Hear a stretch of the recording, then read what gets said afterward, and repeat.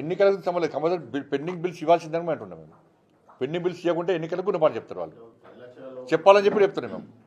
చెప్పాలని చెప్పి చెప్తున్నాం మేము వాళ్ళు. ఏవి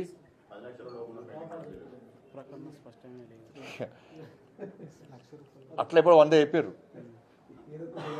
అట్లా 100 అయిపోయారు. ఇప్పుడు గట్ల అయిపోయి మోసం గట్ల అయిపోయి వాళ్ళతో ఓట్లు వేసుకునే కుంపమునిగా వాళ్ళు ఆయనతో ఈజీఎస్ సెంట్రల్ గవర్నమెంట్ నిధులు లేకుంటే ఇంకా బతుకు బర్బాదవుతుంది వాళ్ళ పరిస్థితి.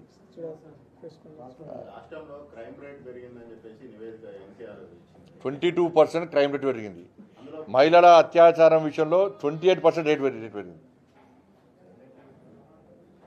కాబట్టి శాంతి భద్రతను కాపాడడం కూడా ఫెయిల్ అయిపోయింది ప్రభుత్వం.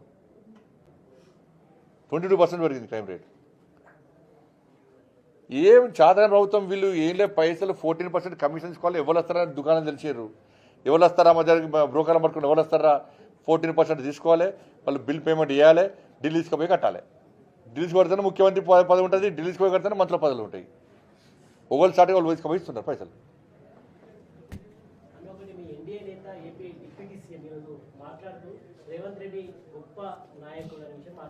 నాకు తెలియదు మరి ఆయనకి ఎట్లా గొప్ప ఉంటుంది, ఏంటో గొప్ప ఉంటుంది మరి నాకే తెలియదు. రుజువులే మీరు ఇబ్బంది తెలియదు నాకు. వాళ్ళ గొప్పతనం వాళ్ళ ఇద్దరి మధ్య అండర్స్టాండింగ్ గొప్పతనం నాకు తెలియదు మరి. అంటే ఆయనకు 6 గ్యారెంటీలు ఇష్టం తెలిసింది వాళ్ళ పాపం. 2500 రూపాయలు మహిళలకు ఇచ్చారు, లేదంటే 15 రూపాయలు భరోసా ఇచ్చారు, 12 రూపాయలు రైతు కూలీలకు ఇచ్చారు, తులం బంగారం ఇచ్చారు, 2 లక్షల ఉద్యోగాలు భర్తీ చేశారు, లేకుంటే 4,000 రూపాయలు నిరుద్యోగ బుద్ధిస్తున్నారు, 4,000 రూపాయలు ఆధార పెన్షన్లు ఇస్తున్నారని తెలిసింది కావచ్చు ఆయనకి. ఇట్లా రెండు పక్క చోళ అయిపోయారు కావచ్చు ఆయనకి.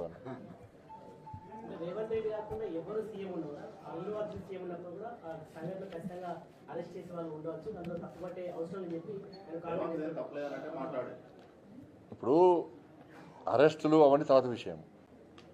అసెంబ్లీలో 6 గ్యారెంటీల చర్చ జరిగిన అసెంబ్లీలో ఒక వ్యక్తిని వ్యక్తిగతంగా ఆయన గురించి గంట సేపు మాట్లాడాల్సిన అవసరం ఏమొచ్చింది అన్న. అరెస్ట్ అయిపోయింది, జైలుకి పోయింది, వచ్చేసింది, అయిపోయింది, ఇష్యూ క్లోజ్. అంతే 6 గ్యారెంటీ డైవర్ట్ చేయడానికే. ఇప్పుడు ఏమైనా చర్చ ఏమైంది అసెంబ్లీలో దేని చర్చ జరిగిందంటే అల్లు అర్జున్ చర్చ జరిగిందని ప్రజలు చెప్పుకునే పరిస్థితి వచ్చింది. వాళ్ళు ఆ చర్చ అవసరమా అని మేము అంటున్నాం. ప్రజా సమస్యలు ఉన్నాయి, అసెంబ్లీ దేనికోసం మాట్లాడుతున్నారు ఇవాళ. ఇప్పుడు ఇష్యూ అయిపోయింది, క్లోజ్ అయిపోయింది, ఇష్యూ క్లోజ్ అయిపోయింది. అరెస్ట్ చేశారు, జైలుకి పోయారు, జైలుకి వచ్చారు. ప్రభుత్వం చట్టం తన పని తాను చేసుకుని చెప్పి ముఖ్యమంత్రి చెప్పిండు, చట్టం తన పని తాను చేసుకున్నది అయిపోయింది. మళ్ళీ చట్టం గురించి ఈయనది మాట్లాడారు అసెంబ్లీలో అంటున్నా. అంత అవసరం ఏమొచ్చింది? ఇది నాకు తెలిసి ఇది అల్లు అర్జున్ గారికి రేవంత్ రెడ్డి గారి మధ్యలో ఏదో చెడినట్టున్నది. అంటే నాకైతే ఒక డౌట్ వస్తుంది అది. లేకుంటే గింత ఎందుకు వస్తుంది ఒక వ్యక్తి గురించి ఒక అట్లా ఈరోజు చాలామంది ఉన్నారు తెలంగాణలో. ఇప్పుడు 1000 కోట్ల ఇది కలెక్షన్ వచ్చిందట. ఎన్ని 17,700 కోట్ల కలెక్షన్ వచ్చిందట. జాతీయ స్థాయిలో కూడా ఒక పేరు వచ్చింది. కానీ పుష్ప 3 రిలీజ్ కాకముందే రేవంత్ రెడ్డి పుష్ప 3 చూపెట్టిండు ఇవాళ. ఇది ఏందో ఇద్దరి మధ్యలో మరి ఆయన చెప్తారు, ఈయన చెప్తలేడు. మధ్యలో మిగతా పిచ్చలేకపోతున్నారు. ఏదో చెడింది అది. 14% ఇంకా ఉండొచ్చు మరి ఇక రకరకాల జరుగుతుంది అది.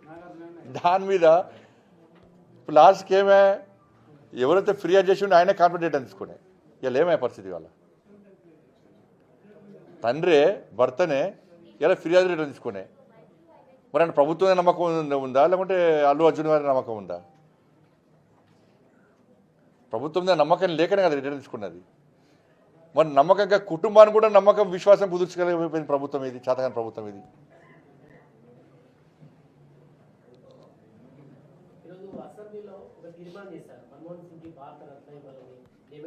ఉన్నప్పుడు ఎందుకు వేయాలి అంటున్నా. వీళ్ళు ఉన్నప్పుడు బాబాసాహెబ్ అంబేద్కర్కి ఎందుకు భారతరత్న ఇవ్వలే కాంగ్రెస్ పార్టీ సమాధానం చెప్పాలి. ఫస్ట్ నెహ్రూకి ఇచ్చుకున్నారు, ఇందిరాగాంధీకి ఇచ్చుకున్నారు. బాబాసాహెబ్ అంబేద్కర్కు ఎందుకు భారతరత్న ఇవ్వలేకపోయింది కాంగ్రెస్ పార్టీ? బాబాసాహెబ్ అంబేద్కర్ యొక్క ఫోటోను సెంట్రల్ హాల్లో ఎందుకు పెట్టలేకపోయింది కాంగ్రెస్ పార్టీ చెప్పాలి. బాబాసాహెబ్ అంబేద్కర్ను ఎన్నికల్లో కాంగ్రెస్ పార్టీ ఎందుకు ఓడగొట్టిందో కాంగ్రెస్ పార్టీ సమాధానం చెప్పాలి. బాబాసాహెబ్ అంబేద్కర్ స్ఫూర్తి తెలుసుకొని పంచతీర్థాల పేరుతోని నరేంద్ర మోడీ ప్రభుత్వం ఏర్పడిన వాటిని రాహుల్ గాంధీ ఎందుకు సందర్శిస్తున్నారో చెప్పాలి. హైదరాబాద్లో ఏ పార్టీ ప్రభుత్వం కానీ అంత పెద్ద నిలువెత్తు బాబాసాహెబ్ అంబేద్కర్ విగ్రహం పెడితే రాష్ట్ర ముఖ్యమంత్రి ఎందుకు పోయి దర్శించుకోలేదో చెప్పాలి. దాని మీద ఇలా మన్మోహన్ సింగ్ దుకాణం స్టార్ట్ అయింది ఇవాళ.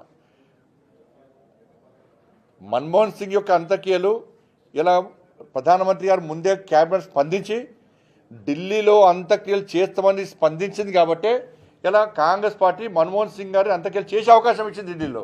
లేకుండా తీసుకుపోయి ఇంకొక ఎదురాలు ఇదిగా తీసుకుపోయి, ఎందుకంటే వీపీ సింగ్ది ఏనియలే, పివి నరసింహరావును శివానికి అలనియలే, ప్రణబ్ ముఖర్జీ అదే పరిస్థితి. ప్రణబ్ ముఖర్జీ గారు కూడా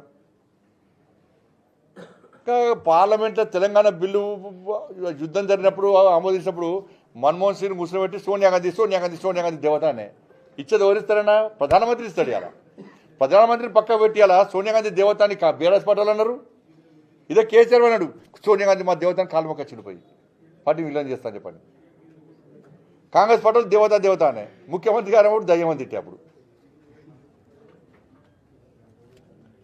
కాబట్టి మన్మోహన్ సింగ్ గారి విషయంలో మళ్ళీ ఇప్పుడు ఏదో రాజకీయ కోణంతో భారత ఉన్నప్పుడు ఎందుకు డిమాండ్ చేయలే? ఉన్నప్పుడు ఉంటే ఇంతకుముందు అంబేద్కర్కి ఎందుకు వెళ్ళలేదు దానికి?